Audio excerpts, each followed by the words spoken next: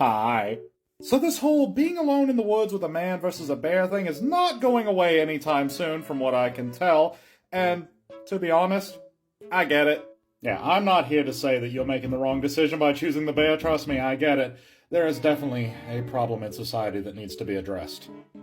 But I also know that a lot of you ladies who have openly chosen the bear, as in here on social media, you've picked the bear, and again, I get it. I support your decision wholeheartedly. You've most likely received comments such as, well, sure, that man might try to unalive you, but that bear's definitely going to. It's almost as if they've never heard the phrase, fate worse than death. But as I said before, I have a solution to that problem. I'm sorry, that's backwards. How to fight a bear and win. And 72 other real survival tips we'll hope you'll never need. Oh, what does Teddy Roosevelt have to say? There were all kinds of things I was afraid of at first, ranging from grizzly bears to mean horses and gunfighters. But by acting as if I was not afraid, I gradually ceased to be afraid. I mean, yeah, there's also something in here from Stephen Colbert, but who gives a shit? It's Stephen Colbert. But among said survival tips, there is how to make fire. You always need to know how to start a fire. How to find water in the desert and drink it, okay? You don't need to be going out there getting all tripped on cactus juice like a homeboy Sokka. How to get out of a car trunk you're locked in. Okay, that's real important. I mean, if you chose the bear, I don't know how that scenario is going to happen, but let's say the bear just happens to be, then, yeah. Oh, how to build a canoe out of a tree. I feel like you're gonna need tools for that. How not to bleed to death. There you go, right there. How to avoid a tornado. In case you're lost in the woods somewhere in the south and, your instincts kick in. How to collect honey and not get stung to death. Survival myths and truths. Hey, if you picked the bear, this next one will come in real handy. How to build a shelter out of animal poop.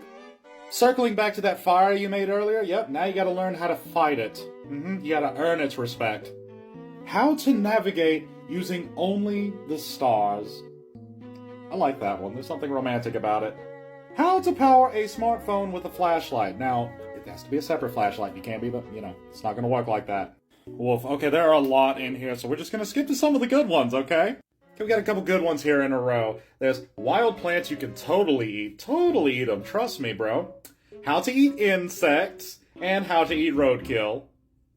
Don't look at me like that. You chose this. Yet many of you are also wondering how would you wind up in this scenario being lost in the woods? How to survive a plane crash. And right next to that one, that I think is really important, how to swing from a vine.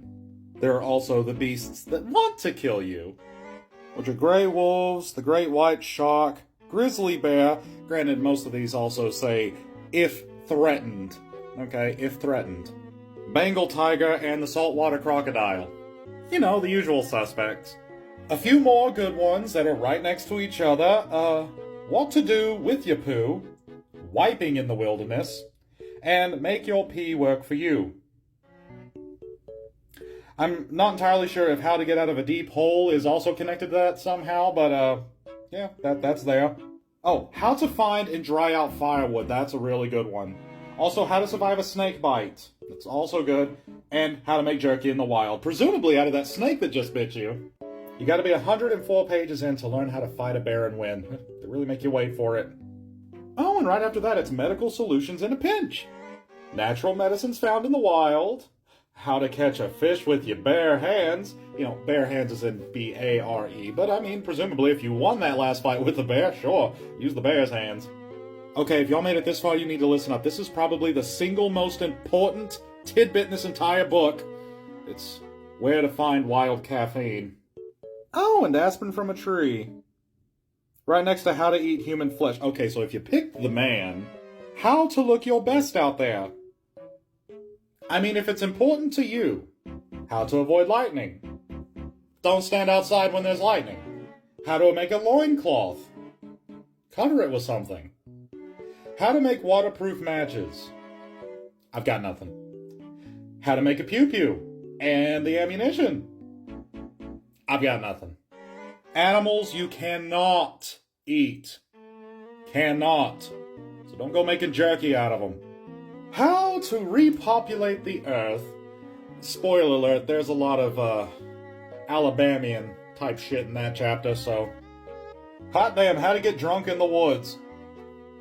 On the off chance that the bear is not the only animal in those woods, how to calm a wild moose. Hey, circling back to that whole thing about the bear eating you, how not to get eaten. How to set a bone on your own, how to deal with a rabid dog, how to perform a tracheotomy, how to make tools from animal bones, how to perform an exorcism, how to negotiate a hostage situation. Some of these things are not like the others. But yeah, I know I kind of went off on a little bit of a tyrant there. I was having fun, but How to Fight a Bear and Win. It is a very interesting book, and I would imagine a very useful book for those of you out there who absolutely are justified in your decision to pick the bear. I'm not being facetious there. I'm being genuine.